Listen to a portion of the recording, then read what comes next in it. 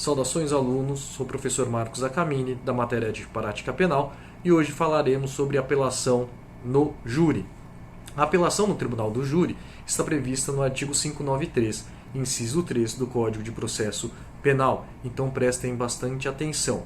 Na verdade, esta apelação ela é em relação à segunda fase do tribunal do júri, que também é conhecida como iudicium causa ou juízo da causa, que é o famoso plenário. Então, a partir da absolvição ou condenação que é quisitada, que é votada pelo Conselho de Sentença, nós poderemos nos utilizar destas hipóteses. O inciso 3 do artigo 593 traz a linha A, B, C e D.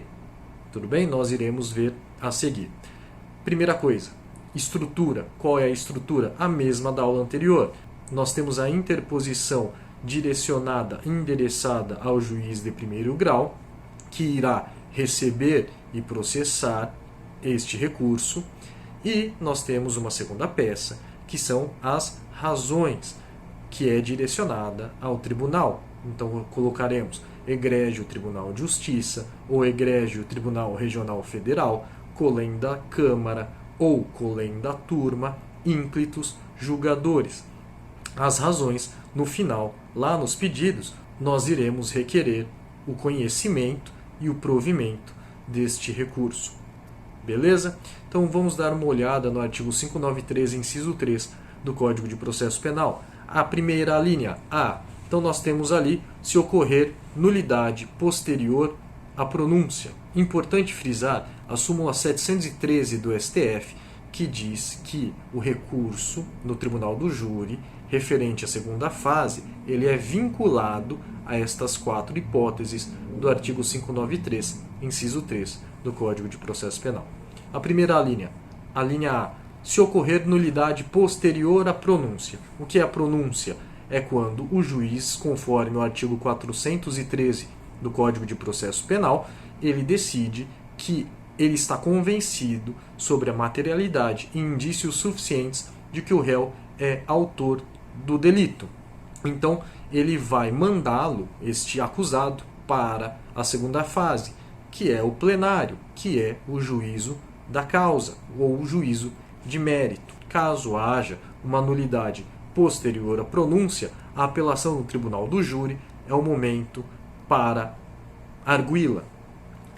Então, nós temos, por exemplo, se nós tivermos a juntada de documentos fora do prazo do artigo 479 do Código de Processo Penal, ou uma outra nulidade em plenário, se houver a participação de um jurado impedido, se houver a inversão de testemunhas de acusação e defesa em plenário, se elas forem ouvidas fora de ordem, se houver uma produção de prova ilícita, se houver o uso injustificado de algemas, conforme a súmula vinculante 11 do STF, ou artigo 474, parágrafo 3º do Código de Processo Penal, se houver um argumento de autoridade em desacordo com o artigo 478, inciso 1 do Código de Processo Penal. O que é o argumento de autoridade? É caso a acusação se utilize da pronúncia para demonstrar que o juiz também acredita que o réu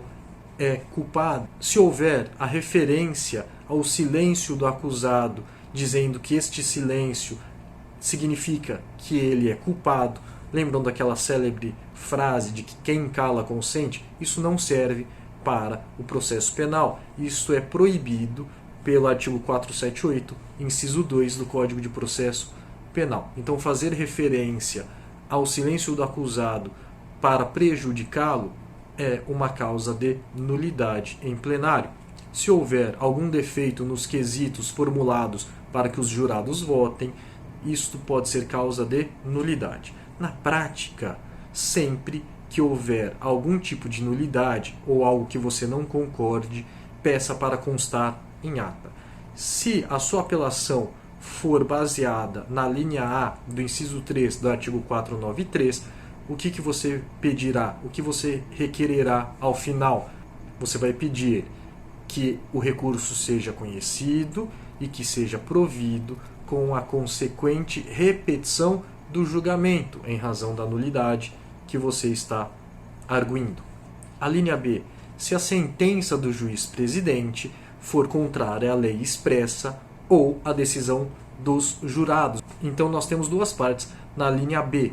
Se o juiz ele não obedece à lei expressa, por exemplo, se ele dá o regime fechado quando a lei fala que é para ser o regime semiaberto, se ele decide sobre crime conexo, quem deve julgar sobre crimes conexos? Os jurados. Se ele não aplicar a restritiva de direitos, se for o caso, ou a suspensão condicional da pena, e também caso ele contrarie a decisão dos jurados. Os jurados absolvem, ele condena, ou se os jurados condenam, ele absolve. Se os jurados decidem pelo homicídio privilegiado e ele não coloca esta diminuição de pena na sentença. Então a linha B é caso ele contrarie o juiz, a lei expressa ou a decisão dos jurados. O que se pedirá caso for fundamentado pela linha B? A retificação da sentença, se o recurso for conhecido e provido. A linha C, se houver erro ou injustiça no tocante à aplicação de lei ou medida de segurança. Quando falamos sobre erro, então, é um defeito matemático. O juiz errou na dosimetria de pena. Sobre a injustiça, caso haja desproporcionalidade na aplicação da pena. Qual será o pedido no caso da linha C do artigo 593, inciso 3? Vai se pedir o conhecimento do recurso, o provimento e a retificação da sentença. E por último, a linha D, no caso quando a decisão dos jurados for manifestamente contrária à prova dos autos. Então, por exemplo, se em plenário foi ouvidas as testemunhas de acusação, testemunhas de defesa, e tudo leva a crer que ele agiu em legítima defesa e os jurados o condenam, então, aqui, no caso, a defesa técnica pode se basear na linha D, pedindo conhecimento do recurso, o provimento do recurso para que haja um novo julgamento. Lembrando, leiam os artigos. Por exemplo, fala-se que a linha D do artigo 593, inciso 3, só poderá ser utilizada uma vez. Espero que tenha ficado bem claro.